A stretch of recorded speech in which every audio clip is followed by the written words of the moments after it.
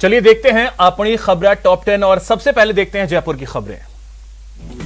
कल गहलोत कैबिनेट और मंत्रिपरिषद की बैठक होगी। शाम 4 बजे मंत्रिमंडल की बैठक होगी। इसके बाद 4:30 बजे मंत्रिपरिषद की बैठक होगी। सीएम की अध्यक्षता में मुख्यमंत्री आवास पर यह बैठक होगी। आरसीए की एजीएम में ओम्बुड्समैन और एथिक्स ऑफिसर की नियुक्ति कर दी गई है। इसको लेकर आरसीए कार्यकारिणी को 2 अधिकार दिए गए हैं। एजीएम के तुरंत बाद ही नए लोकपाल के नाम को लेकर घोषणा की गई। नया ओम्बुड्समैन या लोकपाल जस्टिस शिव कीर्ति सिंह की जगह अब पूर्व हाईकोर्ट जस्टिस दिनेश चंद्र सोमानी को बनाया गया।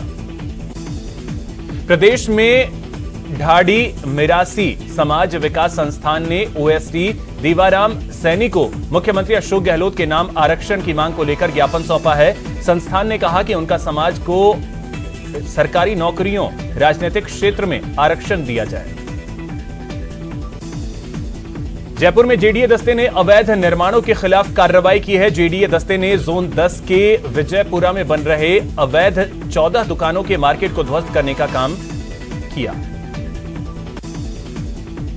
जयपुर के बनी पार्क के सूत इलाके में फायरिंग की घटना सामने आई है, जिसमें एक युवक की मौत हो गई। घटना की जानकारी मिलते ही बनी पार्क थाना पुलिस मौके पर पहुंची। रीट भर्ती परीक्षा को लेकर राजस्थान रोडवेज ने 24 से 28 सितंबर तक ऑनलाइन रिजर्वेशन बंद कर दिया है। ऐसे में आम यात्री अब इन 5 दिनों में रोडवेज की साधारण और एक्सप्रेस बसों में आरक्षण नहीं करा सकेंगे। रीट भर्ती परीक्षा को लेकर राजस्थान रोडवेज ने 24 से 28 सितंबर तक के लिए पहले के रिजर्वेशन को भी कैंसिल कर दिया है और अभ्यर्थियों को रोडवेज बसों में मुफ्त सफर करने की सौगात दी है। मौसमी बीमारियों के चलते प्रदेश के सबसे बड़े एसएमएस अस्पताल में मरीजों की भीड़ बढ़ने लगी है। एसएमएस अस्पताल की ओपीडी 8000 से ज्यादा हो चुकी है। आईपीएल 2021 में आज पंजाब किंग्स और राजस्थान रॉयल्स के बीच जोरदार टक्कर देखने को मिल सकती है। यह match Dubai international cricket stadium में खेला जाएगा। अब देखते हैं कोटा की खबरें। कोटा में लोकसभा स्पीकर ओम बिरला ने तलवंडी जैन मंदिर में आयोजित उत्तम क्षमावाणी पर्व में हिस्सा लिया। यहां उन्होंने कहा कि अहिंसा का रास्ता ही विश्व कल्याण का मार्ग प्रशस्त करता है। कोटा में निजी बिजली कंपनी के ईडीएल द्वारा उपभोक्ताओं से अवैध वसूली की शिकायतों का मामला लोकसभा अध्यक्ष तक पहुंच गया है, जिस पर उन्होंने कहा कि इसकी पूरी रिपोर्ट राज्य सरकार को दी जाएगी और अवैध वसूली पर अंकुश लगेगा। कोटा में रीट परीक्षा की व्यवस्थाओं को लेकर उपखंड कार्यालय कनवास में बैठक का आयोजन किया गया। परीक्षार्थियों को आवागमन में परेशानी न हो, इसको लेकर तैयारियों पर चर्चा की गई। कोटा में निजी बिजली कंपनी केईडीएल द्वारा विद्युत लाइन के मरम्मत के काम किए जा रहे हैं। बिजली की लाइनों में रखरखाव और नगर विकास न्यास यूआईटी के कार्यों के चलते शहर की 3 दर्जन से ज्यादा इलाकों में 2 से 6 घंटे बिजली सप्लाई बंद रही। कोटा के बोरखेड़ा में गैस कंपनी के मैनेजर के साथ मारपीट का वीडियो सामने आया है। घटना 16 सितंबर की बताई जा रही है। जानकारी के मुताबिक कंपनी के ऑफिस से शोरगुल होने की बात को लेकर पड़ोसी पति पत्नी ने कंपनी के मैनेजर से मारपीट की।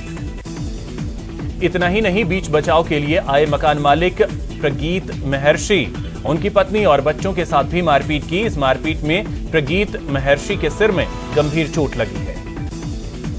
पड़ोसी पति पत्नी की ये दबंगई सीसीटीवी कैमरे में कैद हो गई। इस मामले में केस दर्ज कराने के बावजूद पुलिस अभी तक आरोपियों को पकड़ने में नाकाम रही है।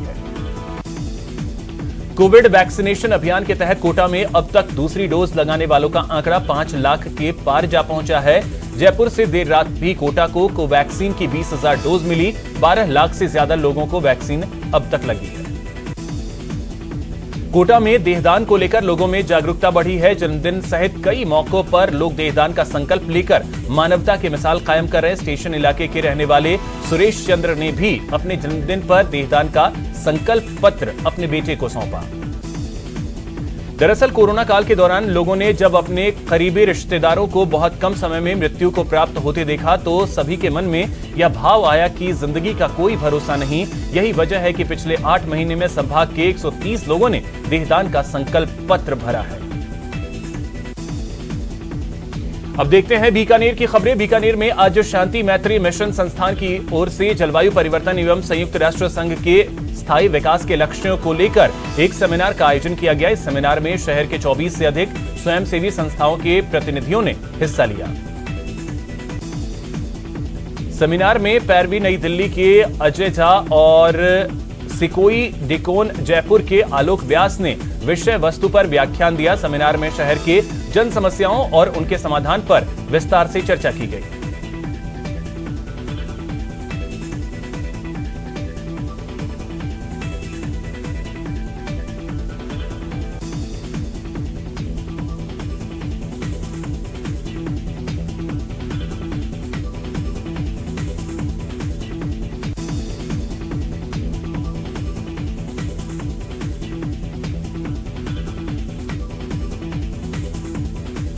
अजमेर में मनोनीत पार्षद मनवर खान कायम खानी के नेतृत्व में कांग्रेसी कार्यकर्ताओं ने कलेक्टर को मुख्यमंत्री के नाम ज्ञापन सौंपा। इस ज्ञापन में प्रशासन शहरों के संग अभियान के तहत आबादी भूमि स्टेट ग्रांट के पट्टे जारी करवाने की मांग की गई।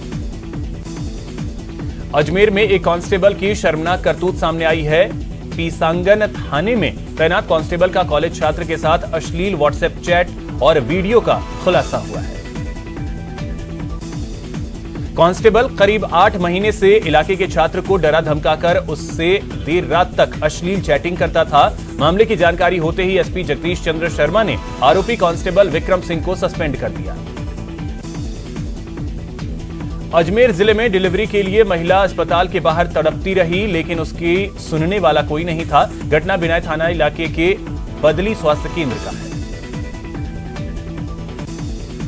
आखिरकार उसके साथ मौजूद महिलाओं ने रोड किनारे ही उसकी डिलीवरी कराई। डिलीवरी के 1 घंटे बाद 108 एम्बुलेंस की मदद से जच्चा और बच्चा को देवलिया कला अस्पताल में भर्ती करवाया गया। अजमेर के रामगंज थाने में एक नाबालिग का अपहरण कर जबरन शादी करने का मामला सामने आया है। पीड़िता के परिजनों की शिकायत पर पुलिस ने आरोपी के खिलाफ पॉक्सो एक्ट सहित अन्य धाराओं में मामला दर्ज कर जांच शुरू कर दी है। पीड़ित के पिता की ओर से अदालत में दायर इस्तगासे के आधार पर रामगंज थाना पुलिस ने पड़ोस में ही रहने वाले आरोपी और उसके साथियों के खिलाफ मुकदमा दर्ज कर लिया है।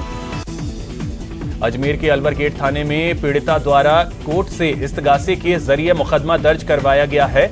महिला ने परिवाद देते हुए पड़ोस में रहने वाले रमेश पर छेड़छाड़ और मारपीट के गंभीर आरोप लगाए। अजमेर शहर के कृष्णगंज थाना क्षेत्र में बीती रात बदमाशों ने शराब की दुकान और भाजपा पार्षद के कार्यालय में जमकर तोड़फोड़ की और मारपीट की। पूरी घटना सीसीटीवी कैमरे में कैद हो गई। अब देखते हैं उदयपुर की खबरें। उदयपुर शहर के सटे कानपुर गांव में खस्ताहाल पानी की टंकी को आज ध्वस्त कर दिया गया। बीते 2 वर्षों से करीब 2 लाख लीटर की यह टंकी जर्जर हो रही थी।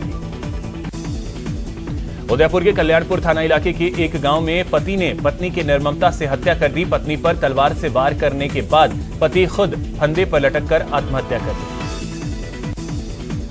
अब देखते हैं भरतपुर की खबरें। भरतपुर जिले के नदवई में सोमवार सुबह रेल से कटकर 2 स्कूली छात्राओं की मौत के बाद आज बड़ा अपडेट सामने आया है। जिस जगह दोनों छात्राओं की ट्रेन हादसे में मौत हुई, वहां का सीसीटीवी फुटेज वायरल हो रहा है। सीसीटीवी फुटेज में वहां अवैध रूप से बजरी परिवहन करने वाली ट्रैक्टर ट्रॉलियां खड़ी नजर आ रही हैं, जिनकी वजह से लड़कियां सही रास्ते से नहीं निकल पाईं और ट्रैक्टरों के पीछे से होकर निकलने में ट्रेन की चपेट में आ गई। कहा जा रहा है कि अगर वहां बजरी से भरी अवैध ट्रैक्टर ट्रॉलियां खड़ी नहीं होती तो दोनों की जान बच सकती थी। आपको बता दें कि नदवई में बड़े पैमाने पर अवैध बजरी का कारोबार चलता है। भरतपुर के छात्र भी स्कूल खुलने पर खुशी जता रहे हैं। बच्चे बता रहे हैं कि ऑनलाइन क्लास उन्हें पसंद नहीं है और स्कूल में बैठकर पढ़ना उन्हें बहुत अच्छा लगता है।